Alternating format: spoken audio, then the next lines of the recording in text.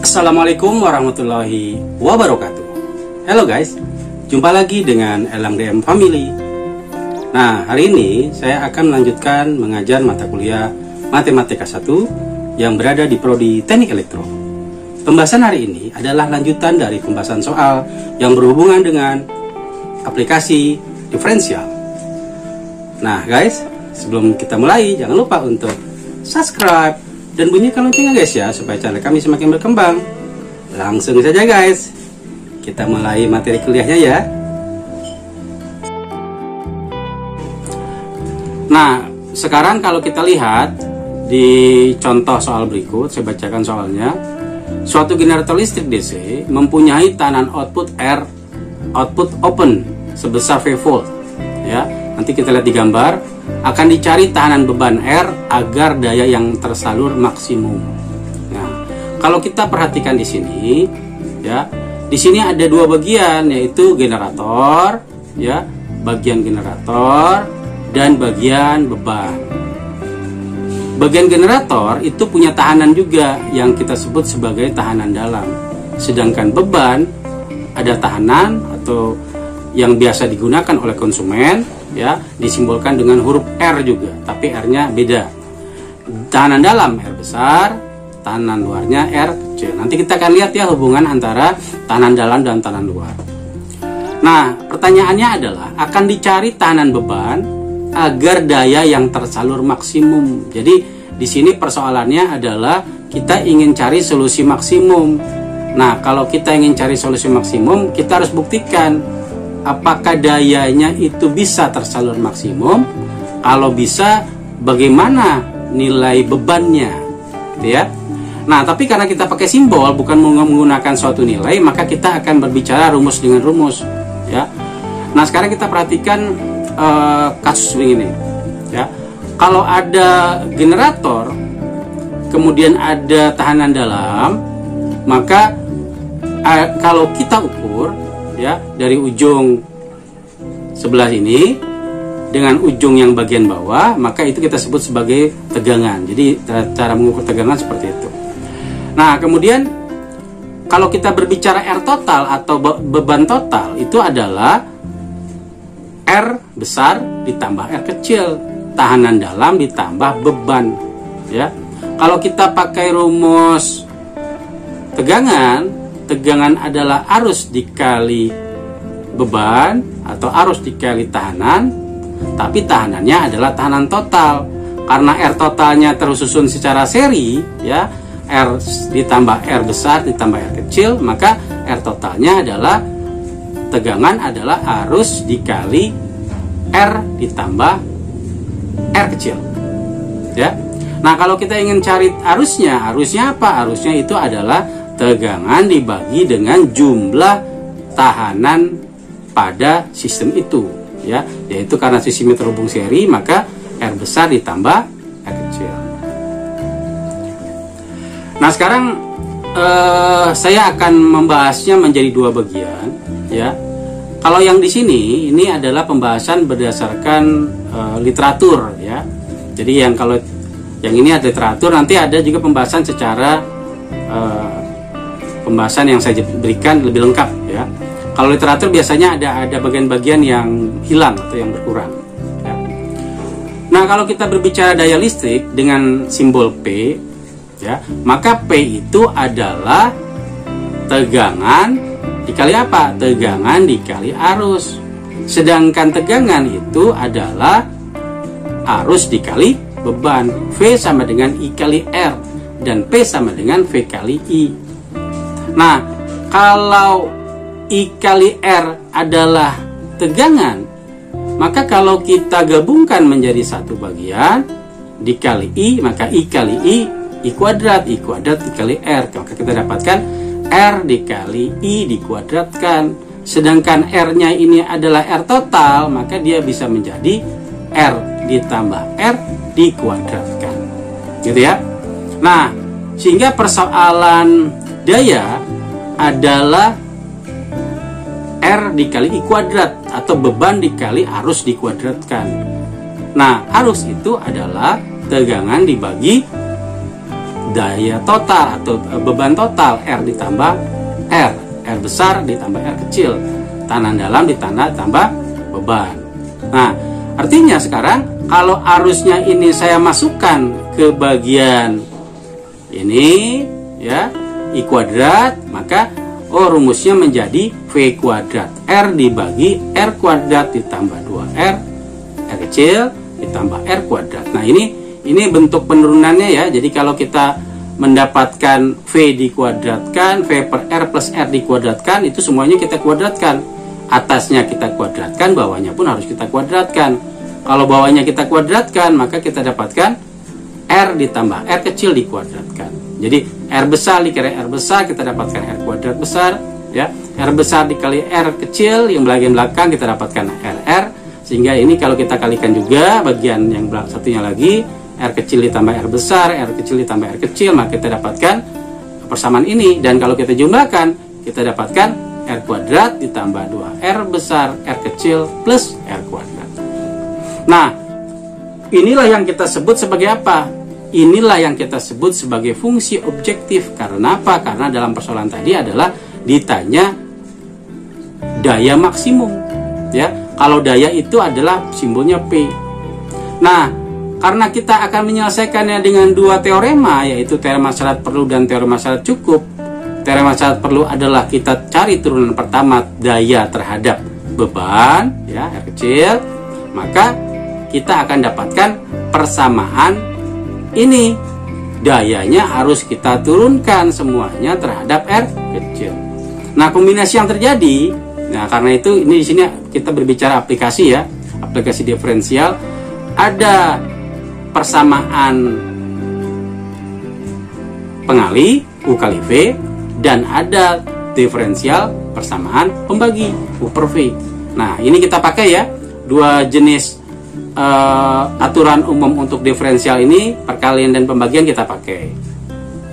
Nah, sehingga persamaan turunan pertama daya terhadap beban itu ya, kalau kita selesaikan, maka kita dapatkan suatu persamaan yang merupakan turunan pertama dari daya terhadap beban. Dan jangan lupa, teorema syarat perlu menyatakan bahwa turunan pertama harus sama dengan 0. Maka pada waktu sudah kita turunkan ya, maka kita buat dia sama dengan 0 di bagian belakang ya. Nah, nanti baru kita cari. Nah, persoalannya di sini terjadi missing ya. Ada yang hidden di sini nih. Ya, karena tadi saya jelaskan bahwa ini menggunakan literatur ya. Nah, maka ada yang hidden. Nanti yang hidden itu saya jelaskan. Kemudian syarat cukup. Ya. Di teorema syarat cukup artinya nanti turunan pertama ini kita turunkan sekali lagi hasilnya dan kita cari nilainya. Setelah apa? Setelah kita dapatkan nilai-nilai ekstrim dari teorema syarat perlu. Ya, sehingga dapat juga hasilnya. Cuma persoalan juga sama, ternyata di sini ada titik. Artinya ada yang tidak dijelaskan di sini sehingga hasilnya didapatkan. Nanti itu akan saya jelaskan. Ya. Nah, solusinya apa? Itu akan saya jelaskan. Ya. Nah, sekarang kita masuk di pembahasannya. Ya. Saya ulangi kembali hal yang sudah saya jelaskan tadi.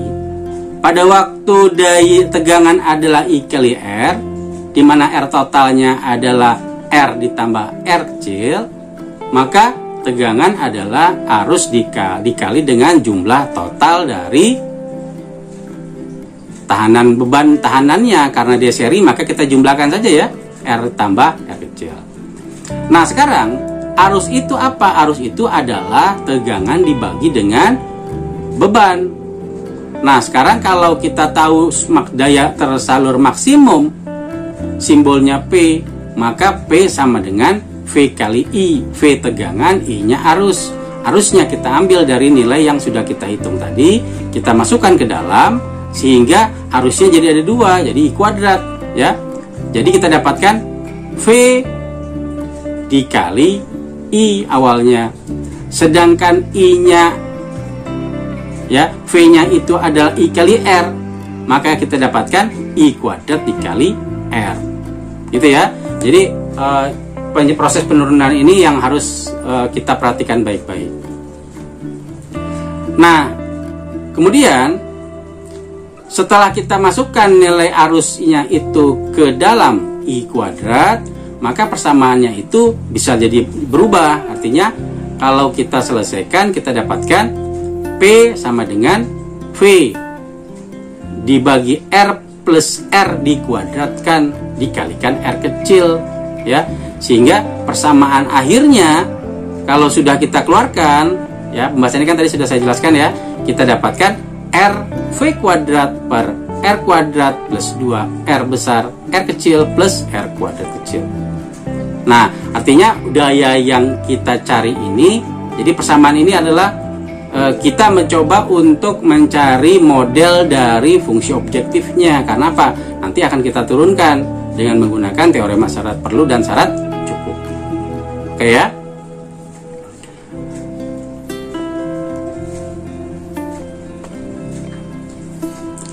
Nah, sekarang setelah rumus persamaan dayanya sudah kita dapatkan, jadi di sini kalau kita lihat persamaan dayanya ada hubungannya dengan tegangan, ada hubungannya dengan tekanan dalam, dan ada hubungan dengan tekanan luar, ya. Maka kita harus mencari fungsi objektifnya. Nah, kalau dibuat dalam fungsi objektifnya, dia menjadi F di dalam kurung R kecil, gitu ya. Karena kita akan mencari daya yang tersalur maksimum. Kalau mau cari daya tersalur maksimum, maka kita cari apa? Teorema syarat perlu, yaitu P aksen sama dengan 0 atau dP per dr sama dengan 0, ya, nantinya. Nah, sekarang kalau kita ambil persamaan daya, ini adalah bagian U per V, ya. Atas adalah bagian U, yang bawah adalah bagian V. Di mana persamaan turunan pertama untuk U per V adalah U aksen V min V aksen U per V kuadrat. Nah, kalau kita mau cari bagian atas adalah kita misalkan sebagai U, maka kita cari U aksennya. U aksennya kita dapat berapa? Gitu ya. Nah, kemudian nanti pada waktu kita mau cari V aksen yang bagian belakang, bagian bawahnya nih, ya.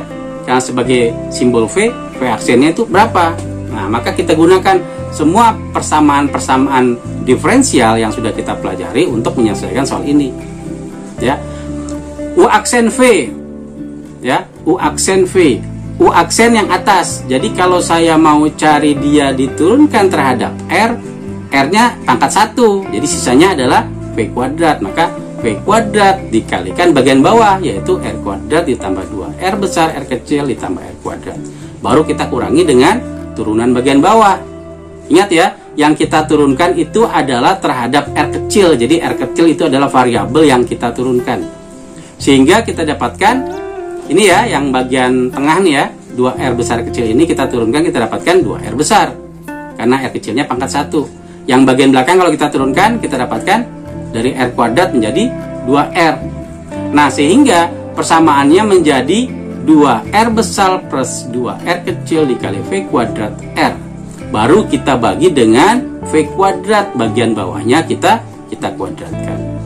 Nah, sekarang kita harus apa? Kita harus kalikan, ya, semua kita kalikan. V kuadrat dikali R kuadrat, V di kuadrat dikali 2R besar R kecil, V kuadrat dikalikan R kuadrat.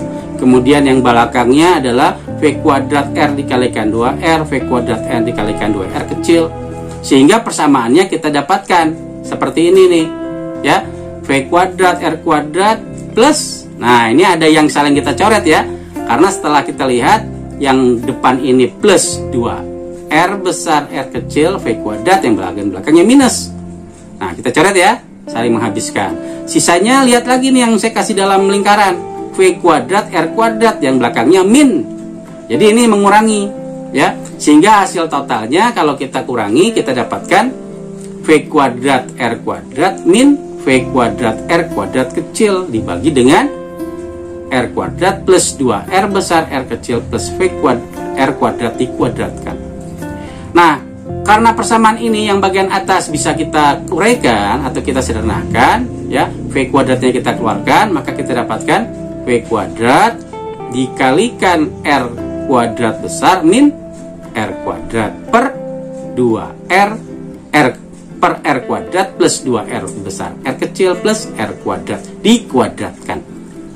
Nah, ini kita sebut apa? Ini kita sebut sebagai teorema syarat perlu, di mana turunan pertamanya sama dengan 0. X yang di sini berada pada variabel R. Jadi kalau kita berbicara variabelnya apa ya? Oh, variabelnya R. Karena R itu yang ditanyakan untuk mencari beban, ya. Oke, kita lanjutkan. Nah, karena tadi sudah kita dapatkan, ya, sama dengan 0. Nah, sekarang kita akan mencari apa? Kita akan mencari nilai ekstrim. Ya, kita akan mencari nilai ekstrim. Ya. Maka pada waktu kita ingin mencari nilai ekstrim dari turunan pertama sama dengan 0, maka nilai ekstrim itu kalau sudah kita dapatkan akan kita jadikan alat uji. Di mana? Di teorema yang kedua, yaitu teorema syarat cukup. Ya. Teorema syarat 2 itu apa? Teorema syarat cukup itu adalah nanti nilai ekstrim itu kita masukkan ke persamaan turunan kedua dari daya. Nah, sekarang kalau kita ingin cari nilai ekstrim dari persamaan ini, bagaimana caranya? Ya, maka yang harus kita lakukan adalah kita kali silang. Ya, jadi karena ini adalah 1 per sama dengan 0, maka dia kita coret saja. Ya, kita buang. Maka persamaan di atas kalau kita sederhanakan, kita akan dapatkan persamaan bagian bawah, yaitu V kuadrat dikalikan R kuadrat min R kuadrat kecil sama dengan 0. Nah, kalau V kuadratnya ini pun sama dengan 0, maka V-nya kita buang saja. Sisanya apa? Ini yang bagian terakhir nih. R kuadrat min R kuadrat kecil sama dengan 0. Artinya R kuadrat sama dengan R kuadrat. Ya, R kuadrat kecil sama dengan R kuadrat besar, atau R kuadrat besar sama dengan R kuadrat kecil. Artinya, kalau akarnya kita keluarkan, maka kita akan dapatkan, oh ternyata R ekstrim, ya, itu sama dengan plus minus R besar. Ya, atau sebaliknya, ya, R besar sama dengan plus minus R kecil. Nah, tapi karena yang akan kita pakai itu adalah beban, dan beban itu adalah R kecil, ya, maka kita jadikan nilai ekstrimnya sama dengan R. Kenapa? Karena tahanan itu atau beban itu tidak ada yang nilainya negatif, semuanya positif, gitu ya. Tidak mungkin kita bilang atau kita gunakan, saya pakai listrik bebannya min 1000 watt misalnya, gitu kan? Nggak mungkin kan? Nah, maka bebannya diketahui ada nilainya atau 0 atau tidak digunakan. Maka kita pakai nilai yang positif. Nah, cara mencarinya adalah pada waktu kita berhubungan dengan berapa nilai ekstrimnya. Jadi kalau ini mau kita uraikan ya, R kuadrat sama dengan R kuadrat besar, maka ini kita lakukan. R kuadratnya kita pindahkan ke ruas kanan, ya, dia jadi akar. Akar itu sama dengan akar R kuadrat, berarti akar, kalau kita keluarkan akarnya jadi pangkat setengah menjadi 2/2, ya, R pangkat 2/2. Nah, nilainya adalah plus minus. Itu nilai ekstrimnya ya. Nah, nilai ekstrim ini yang akan kita pakai untuk alat uji. Nah, sekarang karena mau kita pakai untuk alat uji di turunan kedua, ya, di turunan kedua, maka yang akan kita pakai itu adalah yang bagian ini ya. Bagian pertama ini yang mau kita turunkan sekali lagi. Nah, kalau ini kita turunkan sekali lagi, maka pikiran kita harus mengacu kepada turunan pembagi, yaitu U per V. U aksen V min V aksen U per V kuadrat. Ini yang dalam kotak ini ya. Nah, sekarang jika dikali silang, maka akan diperoleh, ya, nilai yang sama, ya, sehingga nanti persamaannya itu kalau mau kita turunkan, jadi persamaan diferensialnya itu kalau kita mau turunkan, ini ya, kalau kita mau turunkan, ini persamaan ini penuh dengan berbagai macam aturan. Bisa aturan U per V, bisa aturan rantai terlibat Karena itu saya sedikit menguraikan dulu ya aturan rantai, ya, sebagai bahan informasi saja untuk kalian. Ya, kalau perkalian U ada fungsi U kali V, maka kita turunkan dengan cara U aksen V ditambah V aksen U. Kalau dia merupakan pembagi, maka U aksen V min V aksen U per V kuadrat. Nah, contohnya ini ya, saya berikan contoh awal, nanti kita otomatis mengetahui, ya, karena nanti ada pangkat yang harus kita turunkan, ya. Kalau kita punya pangkat X kuadrat plus 3X plus 5 di pangkat 4, maka turunannya adalah pangkatnya kalikan ke depan, kalikan persamaan yang sama, ini persamaan sama ya, pangkatnya dikurangi 1, jadi pangkat 3, baru kita kalikan turunan dalam dari fungsi ini, ya. Berapa? Kita dapatkan 2X plus 3. Nah, ini yang kita sebut sebagai turunan pertama dengan menggunakan aturan rantai. Tetapi pada waktu kita punya pangkatnya adalah dalam akar, dan akar itu kita jadikan pangkat, maka pangkatnya adalah pangkat setengah, ya. Jadi kalau X kuadrat plus 3X min 5 pangkatnya pangkat setengah, di mana pangkat setengah itu berasal dari akar, ya, maka kalau saya turunkan menjadi pangkatnya kalikan ke depan, jadi setengah, kalikan persamaan yang sama, kemudian pangkatnya dikurangi 1, jadi setengah dikurangi 1 adalah min setengah. Baru kalikan apa? Kalikan dengan persamaan dalam turunan pertama, persamaan bagian dalamnya. Jadi kalau persamaan dalamnya adalah X kuadrat plus 3X min 5, saya turunkan, saya dapatkan 3X kuadrat plus 3.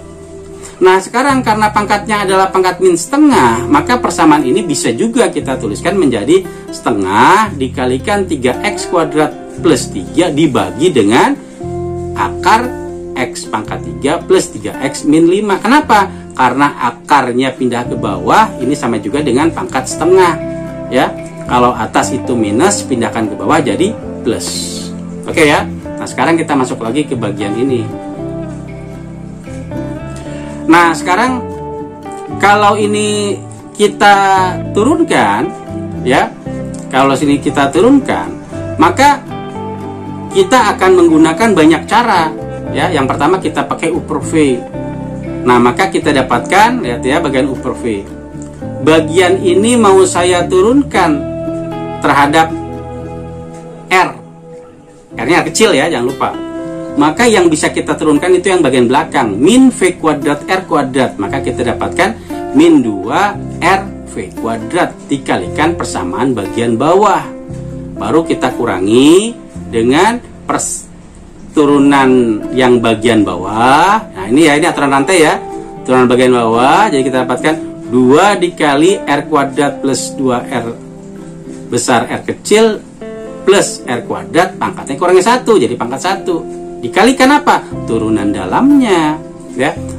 Ingat ya, turunannya terhadap R kecil, maka kita dapatkan 2R plus 2R kecil. Baru kita kalikan dengan persamaan bagian atas, yaitu U. Nah, ini ya bagian U-nya ya. Nah, selanjutnya V kuadrat, berarti bagian bawahnya kita kuadratkan. Kalau tadi pangkatnya 2, sekarang jadi pangkat 4. Kenapa? Karena 2 dikali 2, 4. Oke ya. Nah, sekarang disebabkan oleh R sama dengan R besar, ya, R kecil sama dengan R besar, maka persamaan yang atas ini kita coba sesuaikan, ya, kita substitusikan sehingga turunan kedua R kecil sama dengan turunan kedua R besar untuk dayanya. Maka kita masukkan semua yang ada R kecil di persamaan atas, kita ganti dengan R besar sehingga persamaannya menjadi, ya, ini persamaannya nih, ya, min 2 R V kuadrat dikali R kuadrat plus 2 R kuadrat plus R kuadrat dikuadratkan, yang bagian depan ya, yang ini. Tetapi yang bagian belakang ini kalau saya kuadratkan, ya, kita dapatkan min 2 4R kuadrat dikali 4R, ya. Bagian belakang ini kenapa dikalikan, jadi dikalikan 0 terakhirnya? Kenapa? Karena V kuadrat R kuadrat min V kuadrat R kuadrat, ya, 0. Karena yang bagian belakang dikali 0, maka ini semua sama dengan 0. Jadi Yang saya kasih kotak ini adalah hasil akhirnya dari turunan kedua itu. Nah, kalau kita selesaikan, kita dapatkan min 2 RV kuadrat dikali 4 R kuadrat dikuadratkan dibagi 4 R kuadrat pangkat 4. Nah, sekarang kita tinggal apa? Kita tinggal sederhanakan.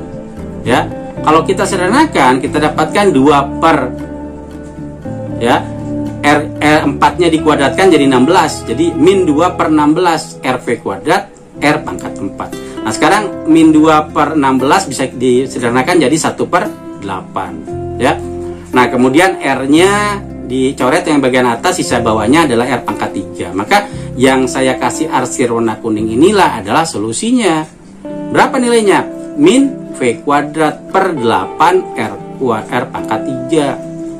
Nah, sekarang kalau nilai ini kita dapatkan negatif ya, disebabkan oleh substitusi yang kita lakukan dari nilai ekstrim R sama dengan R besar, maka apa yang terjadi? Kita dapatkan nilai hasilnya negatif. Ini negatif ya. Kalau kita dapatkan hasil negatif, maka kita sebut apa solusinya? Solusinya adalah maksimum. Artinya terbukti bahwa dengan nilai ekstrim yang kita peroleh tadi ya, R sama dengan R besar, kita akan dapatkan nilai negatif. Artinya terbukti bahwa solusinya merupakan maksimum, solusi maksimum. Oke ya, ini contoh soal yang pertama. Nah, sekarang artinya apa? Pada waktu kita sudah tahu suatu fungsi, kemudian fungsinya punya nilai, punya variabel ya, punya variabel. Nah, maka kita kalau secara kesimpulan ya, maka kita harus menyelesaikan dengan dua teorema syarat perlu dan teorema syarat cukup. Ini yang tadi kita buat statement itu ya. Jadi kalau turunan keduanya kita dapatkan nilainya negatif atau lebih kecil dari 0, maka kita katakan solusinya maksimum. Ya, tetapi kalau nanti dalam penyelesaian itu kita dapatkan nilai turunan keduanya setelah masukkan nilai ekstrim dapatkan nilainya positif atau lebih besar dari 0, maka kita sebut solusinya minimum. Oke ya. Nah, teorema syarat perlu itu didapatkan dari fungsi yang diturunkan sekali ya, atau turunan pertama sama dengan 0. Dan kalau kita dapatkan nilai ekstrimnya, misalnya kita dapatkan X min A dikali X plus B sama dengan 0, maka nilai ekstrimnya kita dapatkan X1 sama dengan A, X2 nya sama dengan min B. Maka X1 itu kita sebut sebagai X star dan X2 nya kita sebut sebagai X2 star. Inilah yang kita sebut sebagai nilai ekstrim atau akar-akar polinomial ya. Nah, sekarang ada contoh ya. Contohnya itu sekarang variabelnya ada, ini berbeda dengan yang sebelumnya ya. Ini sekarang variabelnya variabel jamak atau variabelnya lebih dari 1. Nah, sekarang kita perhatikan fx bar x1 kuadrat ditambah x2 kuadrat ditambah 5x1 x2 x1 kuadrat x2 dikurangi 2x1 x2 min 10x1 plus 7. Nah, sekarang kalian lihat ya. Di sini ada arsiran warna pada setiap variabel yang berbeda. Artinya ya, X1 saya kasih arsiran warna kuning ya, X2 saya kasih arsiran warna hijau. Itu cuma untuk membantu kita ya. Nah, sekarang kalau ada dua variabel, maka pada waktu kita menyatakan teorema syarat perlu ya, atau kita mencari turunan pertamanya, maka kita harus cari turunan terhadap semua variabel yang ada, yaitu diturunkan fungsinya terhadap X1 dan juga diturunkan fungsinya terhadap X2. Nah, sebagai contoh ya, kalau saya turunkan terhadap X1, maka yang saya lihat adalah yang warnanya warna kuning, karena yang warna kuning adalah yang berhubungan dengan variabel X1. Kalau saya turunkan variabel X1, maka semua atau yang lainnya, variabel yang lainnya itu kita anggap konstanta. Konstanta kalau saya turunkan menjadi 0. Oke ya. Nah, sekarang kita lihat nih, X1 kuadrat kalau saya turunkan saya dapatkan 2X1. Kemudian yang bagian belakang 5X1 kuadrat X2 kalau saya turunkan 5 dikali 2 10 10X1 X2. Ya, yang bagian belakang lagi kita lihat min 2 X1 X2. Dari sini kalau kita turunkan kita dapatkan min 2 X2. Ya.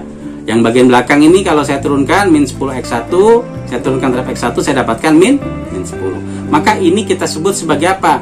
Sebagai persamaan pertama turunan fungsi terhadap X1.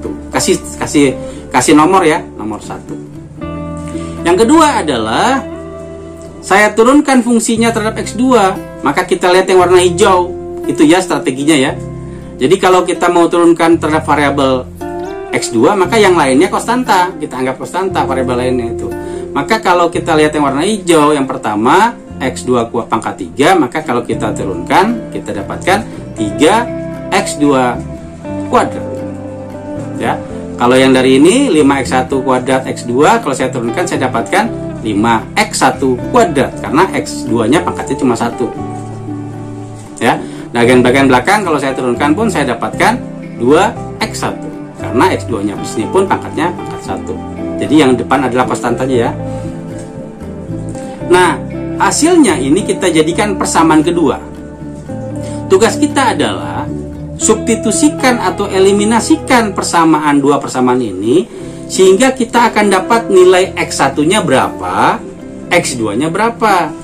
Kalau kita dapatkan nilai X1, X2-nya, itulah yang kita sebut sebagai nilai ekstrim atau akar-akar polinomial. Ya, atau di sini kita simbolkan dengan X1 star dan X2 star. Nah, lanjut di teorema syarat cukup. Di teorema syarat cukup untuk variabel yang jamak, maka turunan keduanya mempunyai banyak kemungkinan. Ya. Nah, sebagai contoh saja ya. Kalau asalnya turunan pertama adalah dfx per dx1 dan turunan pertama untuk yang variabel x2 adalah dfx per dx2, maka terjadi banyak kombinasi. Apa kombinasinya? Bisa saja terjadi turunan yang kedua adalah diturunkan terhadap X1 ya. Jadi yang bagian pertama ini saya turunkan lagi terhadap X1 dan saya turunkan lagi terhadap X2. Jadi yang ini kita dapatkan dua kombinasi ya. Ya, ini kalau kalian lihat di bawahnya ini adalah dx1 dx1. Berarti yang pertama terhadap X1, kemudian sekali lagi terhadap X1. Nah, kalau yang ini yang bagian satunya lagi ya, ini adalah yang pertama terhadap X1, kemudian sekali lagi terhadap X2. Nah, kalau dari persamaan yang kedua, dari turunan pertama yang persamaan kedua, itu kalau kita cari kombinasinya, maka kita dapatkan kemungkinan kombinasinya adalah yang pertama terhadap X2, kemudian sekali lagi terhadap X1. Yang pertama terhadap X2, kemudian sekali lagi terhadap X2.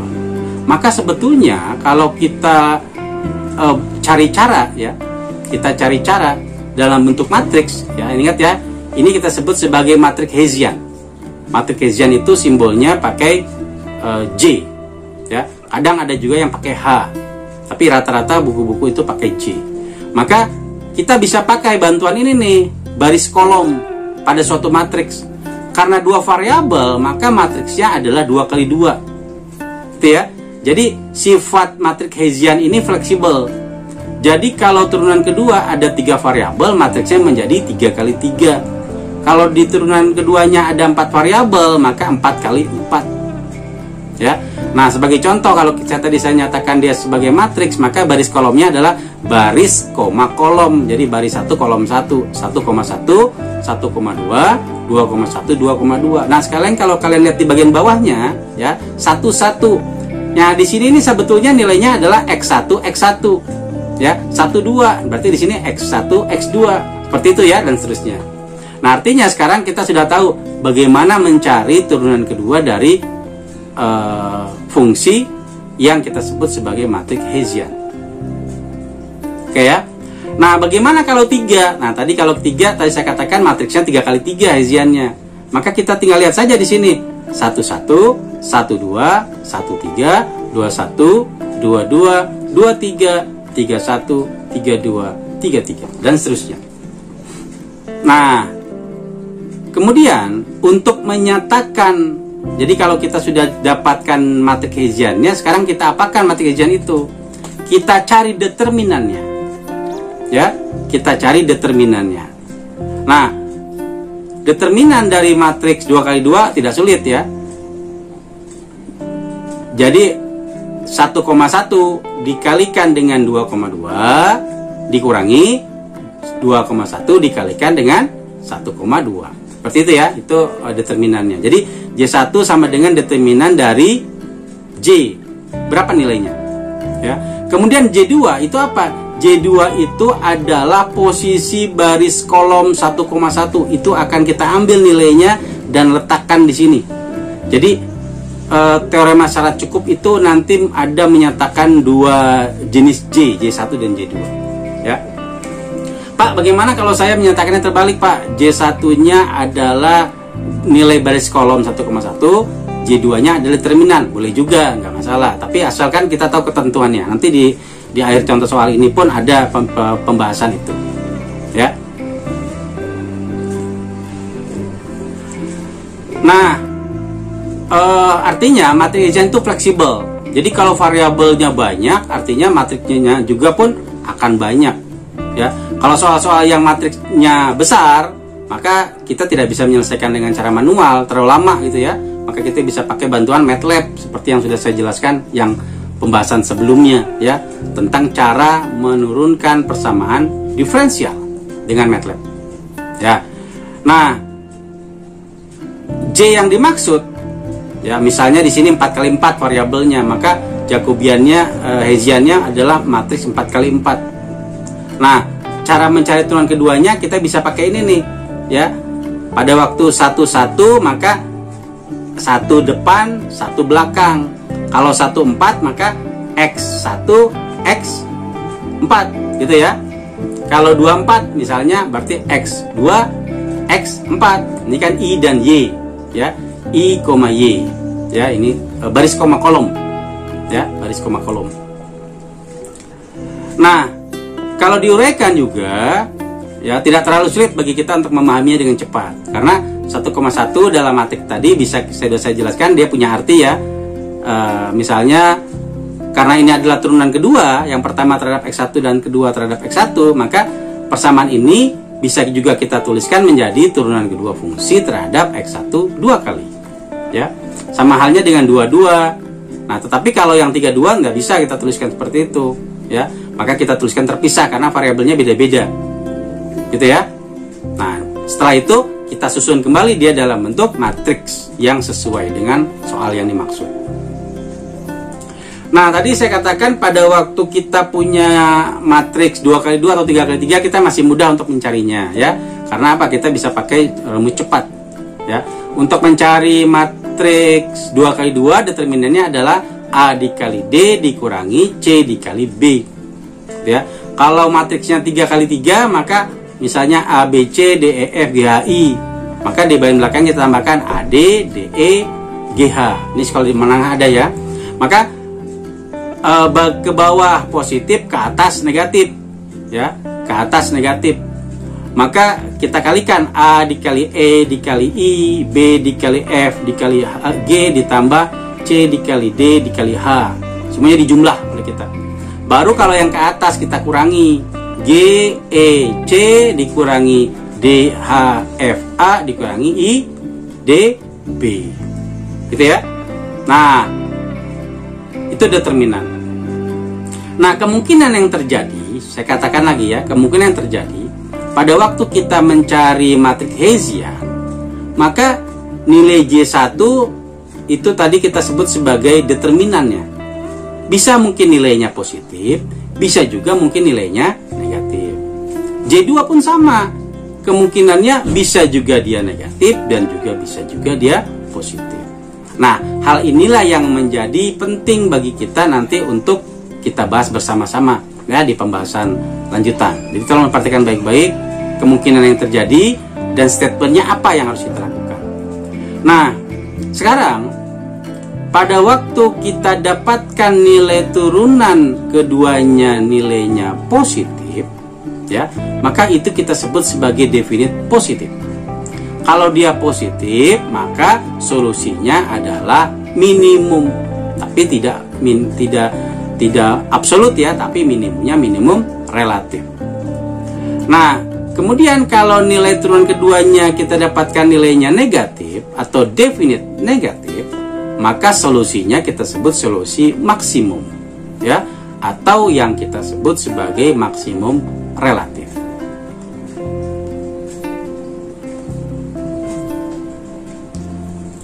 Oke ya, itu contoh dan pembahasan sedikit tentang gambaran pembahasan kita. Nah, sekarang ada contoh soal lain yang berhubungan dengan pegas. Nah, contoh soal ini juga harap kalian perhatikan baik-baik ya.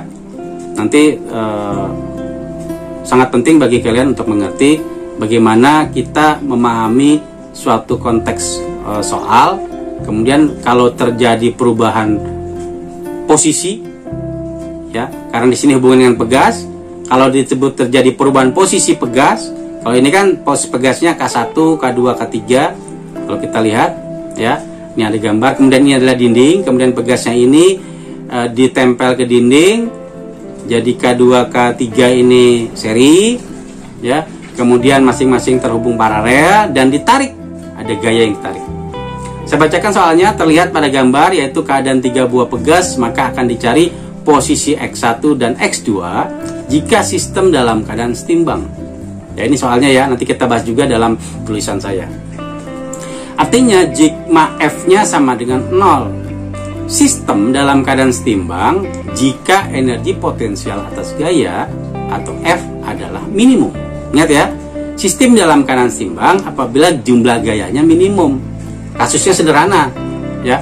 Kalau kita punya kasus seperti ini, artinya gayanya itu belum kita apa-apakan, belum ada tarikan, belum ada dorongan, gitu ya. Belum ada tarikan, belum ada dorongan. Artinya kondisinya masih normal.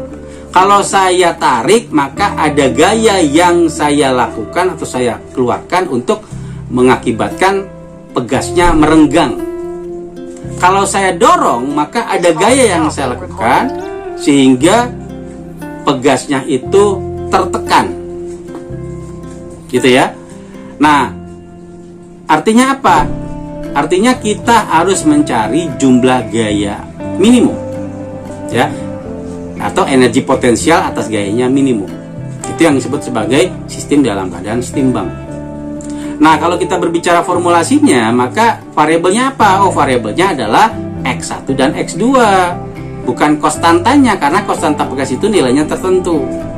Ya, sudah ditentukan. Setiap pegas punya nilai konstanta yang berbeda-beda. Nah, sekarang kalau kita berbicara fungsi, maka fungsinya itu berhubungan dengan energi potensial. Kenapa? Karena di sini dinyatakan, ya, jika energi potensial atas gayanya itu minimum yang mengakibatkan sistem dalam keadaan setimbang. Ya, nanti berarti apa sekarang? Kita akan cari nilai minimum. Apakah betul tidak dia minimum? Ya. Nah, sekarang kalau kita pakai rumus U sama dengan energi potensial, artinya sama juga dengan energi pegas dikurangi energi gaya. Jadi energi pegas itu yang ada di pegas ya. Energi gaya itu yang F. Ya, energi pegas, energi gaya. Oke ya, kita bedakan itu. Maka ini kita sebut sebagai fungsi objektifnya dengan catatan variabel desainnya atau variabelnya adalah X1, X2. Ya. Nah, sekarang kalau kita lanjutkan persamaan ini, kita harus cari apa? Kita harus cari fungsi objektifnya. Ini sengaja saya tidak jelaskan lebih dalam ya, karena akan dijelaskan kemudian. Kemudian kita cari turunannya.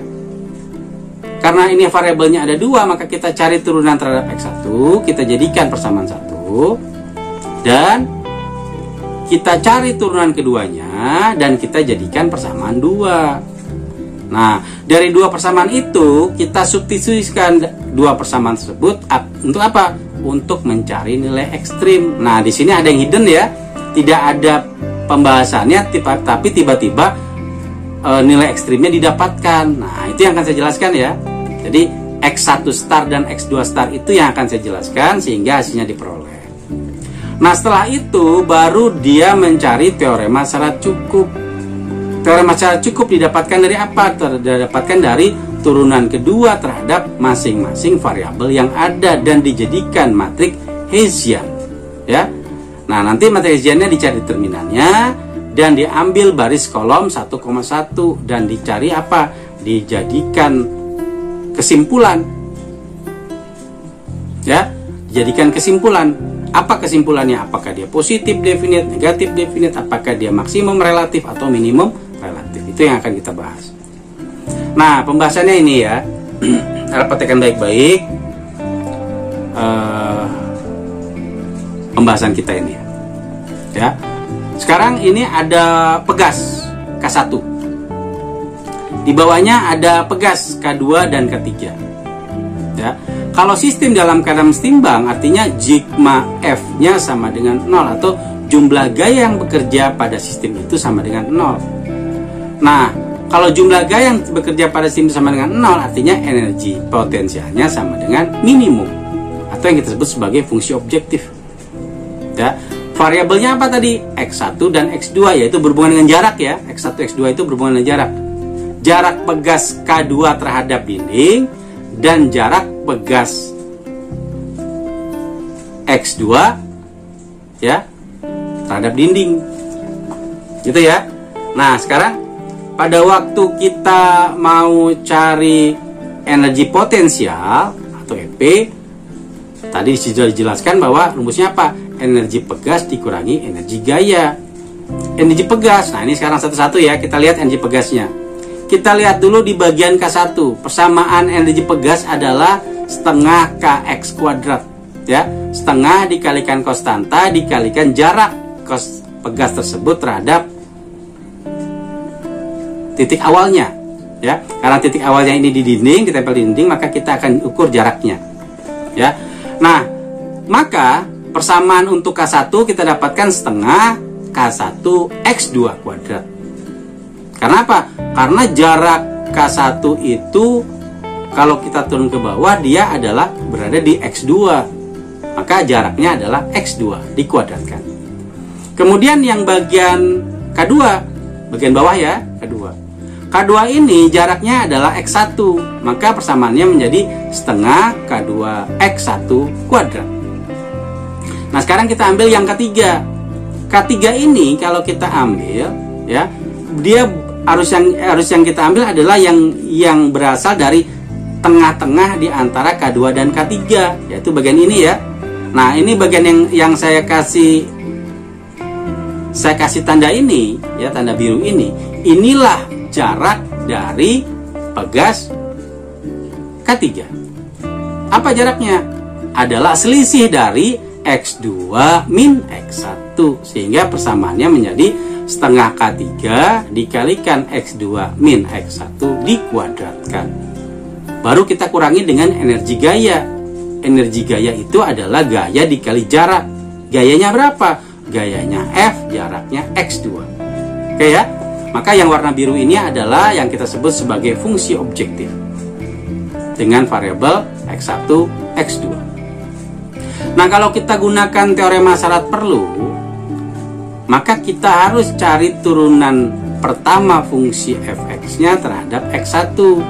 Nanti kita buat dia sama dengan 0. Persamaan itu kita jadikan persamaan 1. Dan kita cari juga turunan pertama fungsi tersebut terhadap x2. Dan kita buat juga dia sama dengan 0. Maka kita jadikan dia persamaan kedua. Gitu ya. Secara umum kan yang di dalam kotak ini adalah persamaan umumnya. Ya, tetapi karena variabelnya ada 2, maka kita harus cari turunan masing-masing. Nah, kalau saya cari turunan masing-masing ya terhadap X1, kita lihat ya, lihat di sini yang ada X1. Yang ada X1 maka kita turunkan. Oh, ini ada X1, ini saya turunkan. Kemudian yang belakang juga ada X1, saya turunkan. Sudah, yang lainnya konstanta. Maka kita dapatkan K2 X1 ditambah K3 dikali X2 min X1 dikali min 1. Dari mana itu? Nah, kita lihat satu-satu ya. Nah, kita pandang dulu nih yang setengah K3 K2 X1 kuadrat.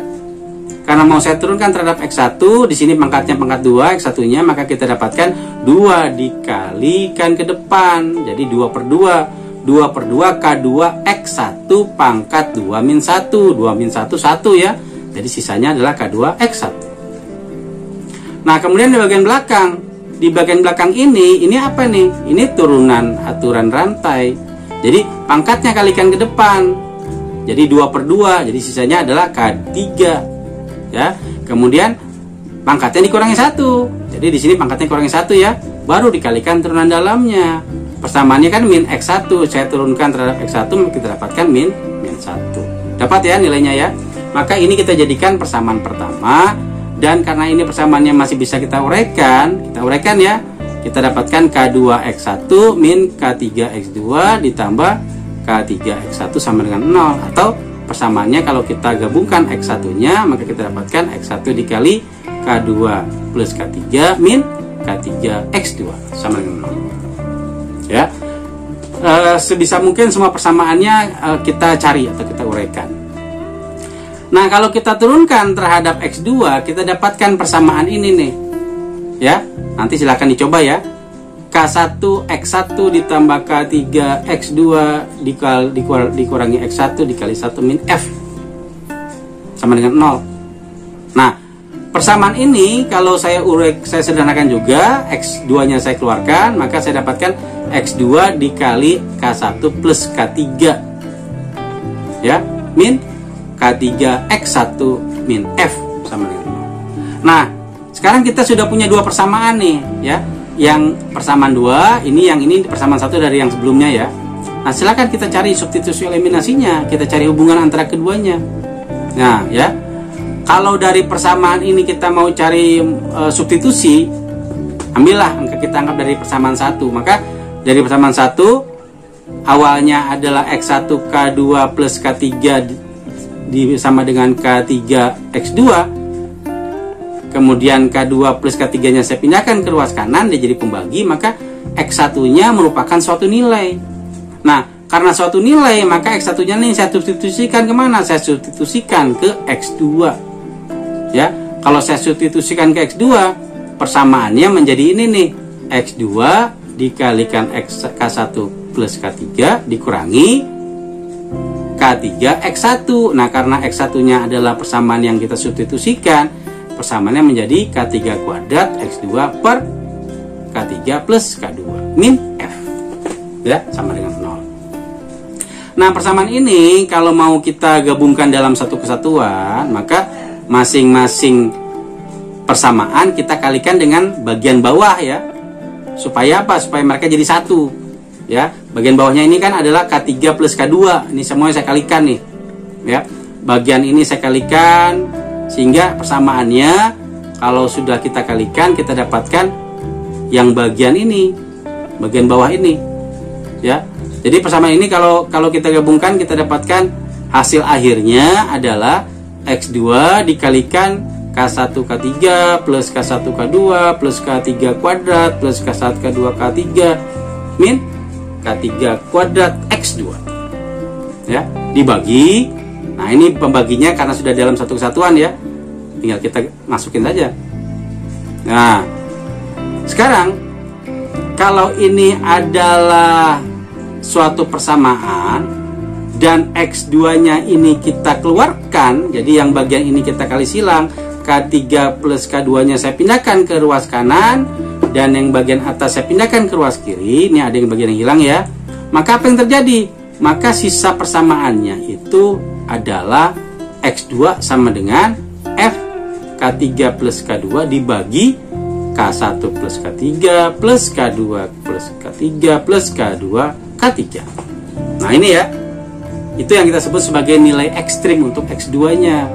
X1 nya bagaimana? Ya tinggal kita masukkan nilai X2 nya ke persamaan yang ini ya, sehingga X1 sama dengan F K3 yang awalnya dikalikan dengan X2, sedangkan X2 nya adalah nilai persamaan yang sudah kita dapatkan, maka kita akan dapatkan hasil dari X1 yang kita sebut sebagai X1 star. Ini ya persamaannya, F K3 per K1 K3 plus K1 K2 plus K2 K3.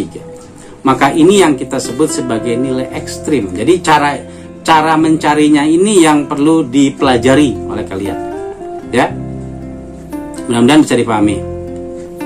Nah, kemudian karena nilai ekstrimnya sudah kita dapatkan, kita harus coba atau masukkan dia kemana? Kita masukkan dia ke matrik Hessian ya, dimana matrik Hessiannya itu adalah turunan kedua dari fungsi objektifnya. Nah, ini kan turunan pertama tadi sudah kita dapatkan ya.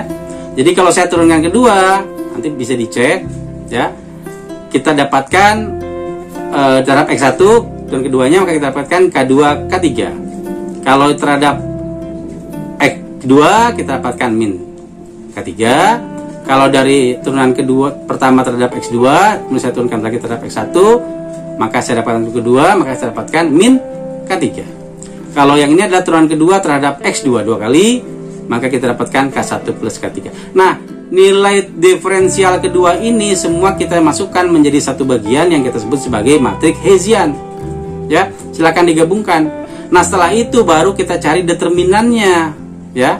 Kita cari determinan dari J, berarti bagian ini dikalikan bagian yang bawah K1 plus K3 dikurangi min K3 dikali dengan min K3.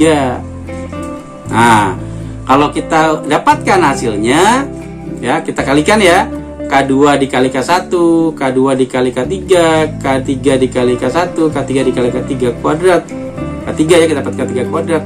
Nah, maka ini kita coret karena saling menghilangkan ya. Maka sisa yang depan ini itu kan K1 K2 plus K2 K3 plus K1 K3.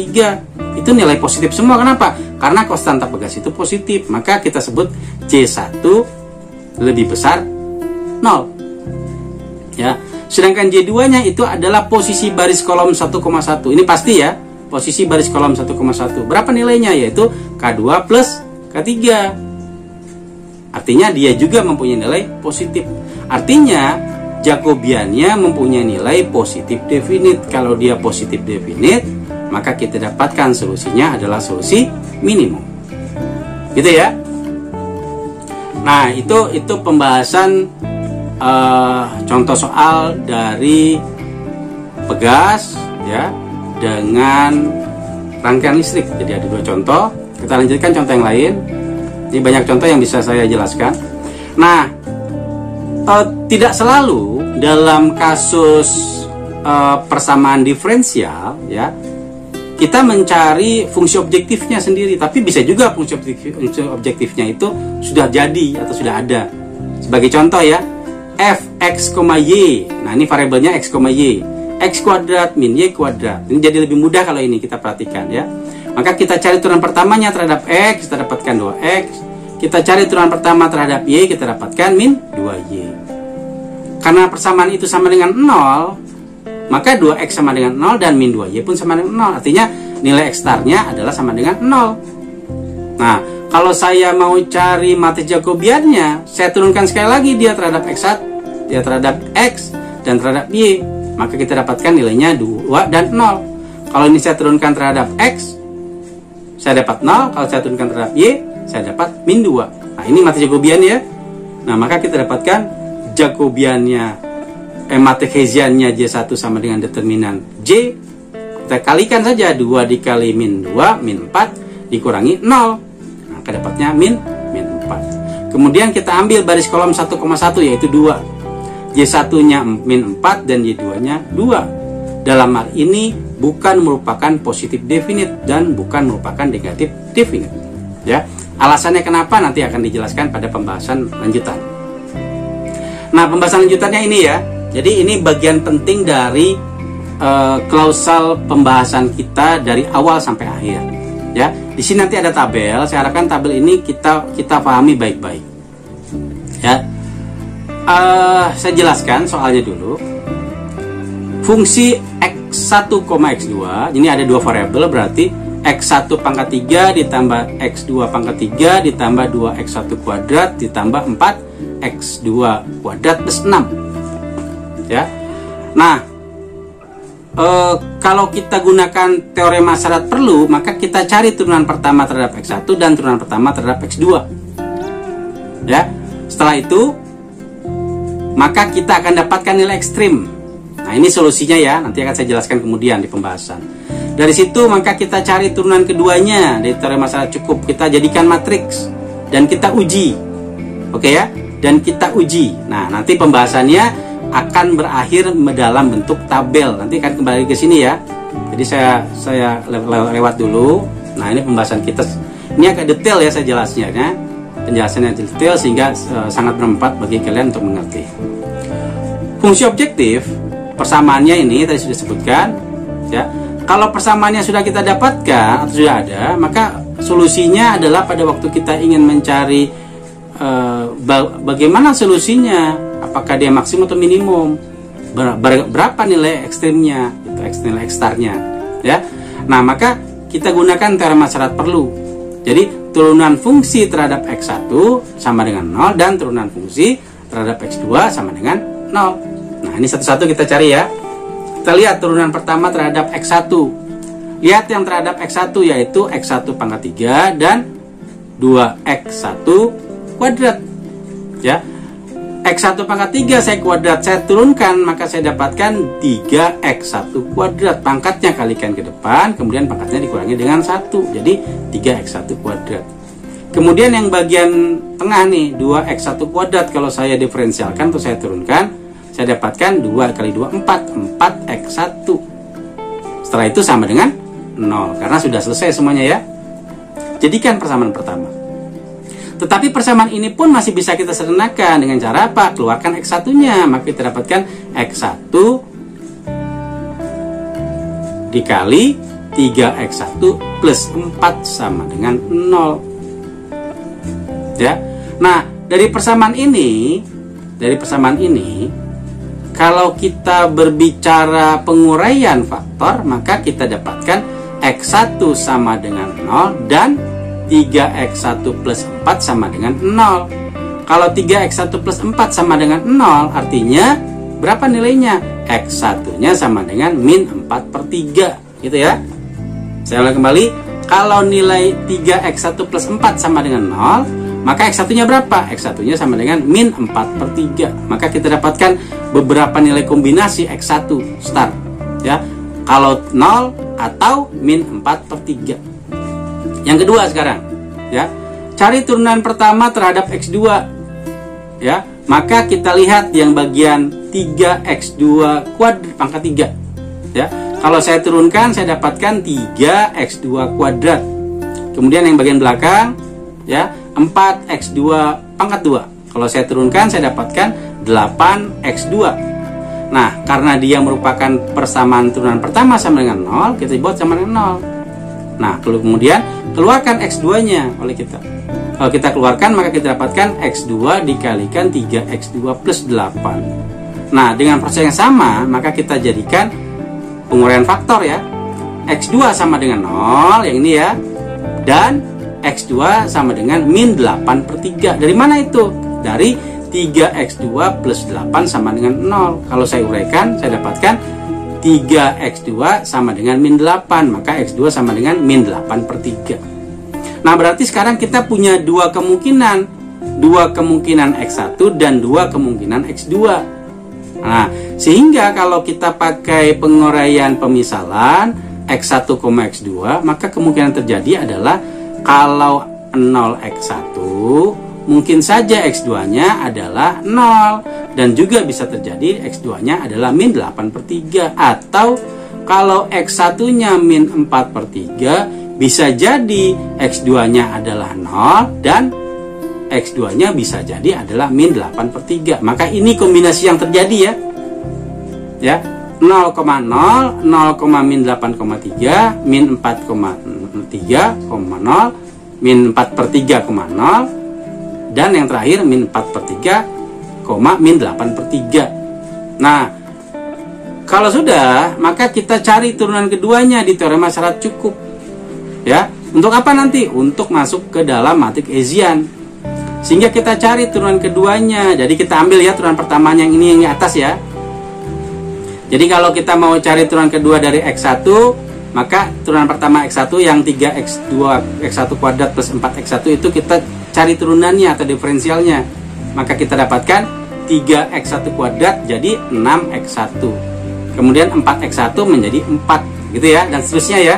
Silakan dicari, maka kita dapatkan turunan keduanya untuk x1 terhadap x2 kita dapat 0 ya. Turunan keduanya untuk x2 terhadap x1 kita dapat 0, dan turunan keduanya terhadap x2 lagi, maka kita dapatkan 6x2 plus 8.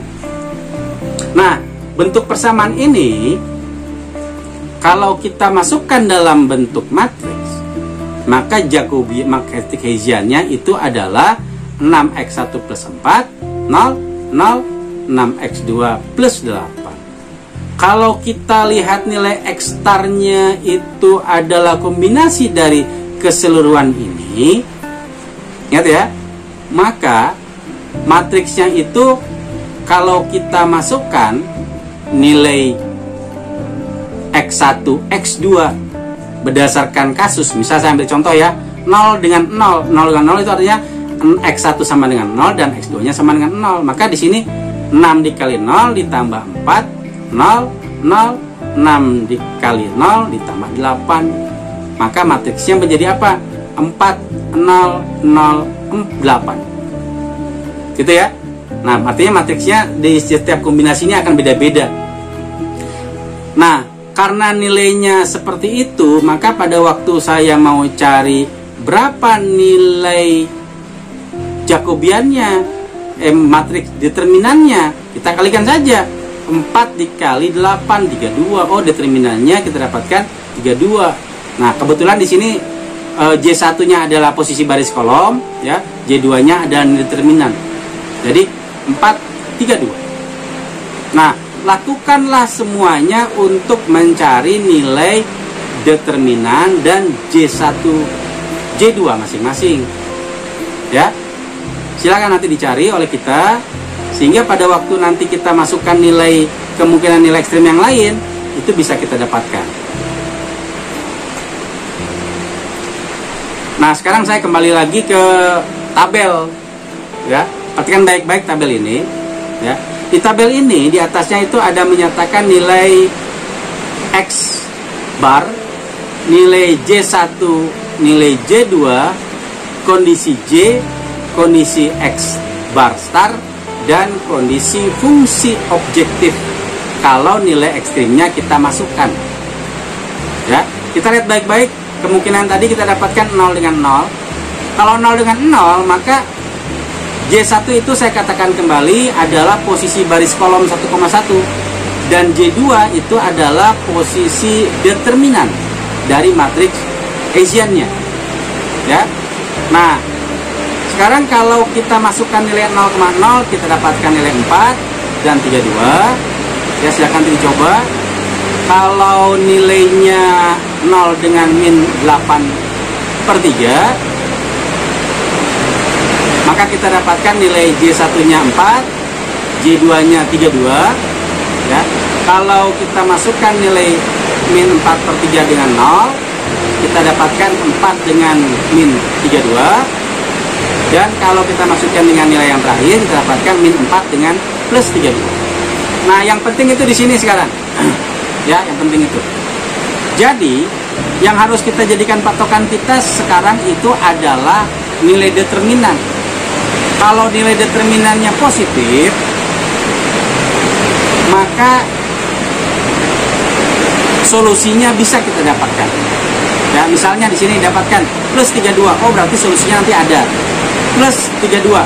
Tapi kalau negatif, kalau determinan negatif, maka kita katakan dia berada pada kondisi tertentu. Ya, nah sekali sebagai contoh, kita ambil yang pertama dulu ya. Karena di sini J2-nya adalah positif, maka J1-nya kita lihat apakah positif atau tidak. Kalau J2-nya positif juga, maka kita sebut positif definite. Jadi positif definite itu akan terjadi bila J2-nya positif dan J1-nya positif. Ya. Tetapi kalau J2-nya kita dapatkan nilai negatif, sebagai contoh yang bagian terakhir nih ya, J2-nya kita dapatkan positif, tetapi J1-nya negatif. J1 itu posisi baris kolom 1,1 ya. Maka kita sebut negatif, karena dia negatif inilah, maka kita sebut negatif definite. Nah, artinya apa? Nilai determinan itu sangat menentukan apakah suatu fungsi atau suatu persamaan atau suatu cara yang kita lakukan itu ada atau tidak nilainya, atau nilai ekstrimnya itu bisa kita gunakan atau tidak. Jadi kalau dia hasilnya positif baru bisa kita gunakan, tapi kalau dia negatif maka dia dalam kondisi indefinite atau tidak terdefinisi. Ya. Nah, karena dia masuk dalam kondisi positif definite, maka kondisi X star-nya itu adalah relatif minimum. Tetapi kalau dia negatif definite, maka dia dalam solusi relatif maksimum. Oke ya, ini sebetulnya ada hubungannya dengan konteks pembahasan kita sebelumnya, tapi ini memudahkan kita untuk bisa mengerti apabila nanti dalam ujian ada hubungannya dengan hal ini. Jadi kalian bisa ambil kesimpulan, ya. Nah, kemudian kalau fx ini gampang. F ini apa? Fx ini adalah memasukkan nilai x1, x2 yang tadi kita coba untuk masuk ke dalam fungsi objektif. Bagi contoh ya, kalau x1, x2 0, maka x1-nya 0 pangkat 3 ditambah 0 pangkat 3 ditambah 2 kali 0 pangkat 2 ditambah 4 kali 0 pangkat 2 ditambah 6. Berapa nilainya? 0 tambah 0 tambah 0 tambah 0 plus 6. Oh, nilainya 6. Begitu ya. Dan seterusnya sehingga kalian bisa juga coba untuk nilai-nilai yang lain. Nah, kalau kita baca kembali, maka ternyata pada waktu kita katakan nilainya relatif minimum, itu berada pada nilai F-nya sama dengan 6. Ya, fungsinya nilainya 6. Tetapi pada waktu nilainya fungsinya adalah 50/3, maka kita sebut sebagai relatif maksimum. Gitu ya. Itu cara membaca tabel. Jadi tidak sulit bagi kita untuk bisa membaca tabel. Nah, yang bagian terakhir, ini pembahasan terakhir kita, ya, tentukan vektor gradien dan matriks Hessian pada titik 3,2 dari fungsi berikut. Nah, vektor gradien itu adalah sama juga dengan teorema syarat perlu. Matriks Hessian adalah teorema syarat cukup. Nah, ini soal yang berbeda ya, cuma ingin memperlihatkan bahwa ada istilah-istilah baru yang sudah kalian kenal. Matriks Hessian sudah kalian kenal, tapi vektor gradien belum. Tapi ternyata vektor gradien itu adalah apa? Turunan pertama dari suatu fungsi terhadap masing-masing variabelnya. Ya. Nah, kalau kita pakai simbol, maka grad, ya. Jadi vektor gradien itu grad fx, atau kalau kita pakai simbolnya ini segitiga terbalik. Ya. Nah, ini sebetulnya biasa juga kita sebut sebagai turunan pertama, ya. Turunan pertama fungsi terhadap x1 dan terhadap x2. Nah, ini artinya apa? Kalau saya turunkan dia terhadap x1, maka saya dapatkan suatu persamaan dan nilai x-nya ini seolah-olah ya, nilai x-nya itu seolah-olah yang kita sebut sebagai nilai ekstrim. Tinggal kita pakai 3,2 berarti x1, x2. Nah, kita pakai, kalau kita sudah dapatkan turunan pertamanya, x1-nya sama dengan 3, x2-nya sama dengan 2. Kita masukkan nilainya oleh kita. Jadi 3 pangkat 3 dikali 8, 3 pangkat 2 dikali 9, dan 3 dikali 2 sama dengan 6. Ya, kita jumlahkan nilainya. Demikian juga untuk turunan pertama terhadap x2. Ya, kalau saya hitung turunan keduanya dan saya masukkan nilai x1, x2-nya, maka kita dapatkan nilainya 4. Nah, masukkan nilai yang ini ke dalam bentuk matriks, karena vektor gradien dan matriks Hessian itu semuanya dalam bentuk matriks. Nah, kalau sudah, maka pada waktu kita ingin mencari matriks Hessian, ini sebetulnya tidak terlalu sulit karena sudah kita bahas tadi barusan, adalah turunan kedua terhadap masing-masing desain variabel yang dimaksud. Sehingga pada waktu kita cari turunan keduanya, kalau pertama kita dapatkan 8x1 pangkat 3 plus 9x2 pangkat 2 min 3x2 plus 1, ini saya turunkan sekali lagi terhadap x1, kita dapatkan nilainya, yaitu 24x1 kuadrat plus 18x1. Nah, kalau saya masukkan x1, x2 yang tadi nilainya sudah ada, ya kan, 3 kuadrat, x1-nya 2, berarti kita dapatkan nilainya. Ya, ini ya, x1 3, sorry. Maka kita dapatkan 24 kali 9 ditambah 18 kali 7, dapat nilainya 270. Dan begitu pula untuk mendapatkan turunan-turunan yang lain. Ya, kita cari turunannya, dapatkan hasilnya, masukkan nilai ekstrimnya atau nilai x1, x2 yang sudah diketahui, sehingga matriksnya didapatkan oleh kita. Oh, ternyata matriks Hessiannya adalah 270 min 3 min 3 2. Nah, di sini kasusnya adalah kita cuma diminta untuk mencari bentuk matriksnya. Silakan dipelajari untuk contoh soal yang keempat. Ya. Oke, saya kira itu saja pembahasan kita. Nah, guys, gimana pembahasan berbagai macam contoh soal yang berhubungan dengan aplikasi diferensial? Semoga bisa memberikan pencerahan bagi kalian dan juga menjelaskan berbagai macam contoh soal yang berhubungan dengan aplikasi diferensial diterapkan apakah dalam bidang listrik, bidang fisika, ataupun bidang yang lainnya. Jangan lupa guys, bila suka silakan like, komen, dan share ke sosial media kalian. Dan jangan lupa untuk subscribe dan bunyikan loncengnya guys ya, supaya channel kami semakin berkembang. Saya tutup dengan ucapan wassalamualaikum warahmatullahi wabarakatuh. Jumpa lagi dengan konten kami yang lain. Terima kasih.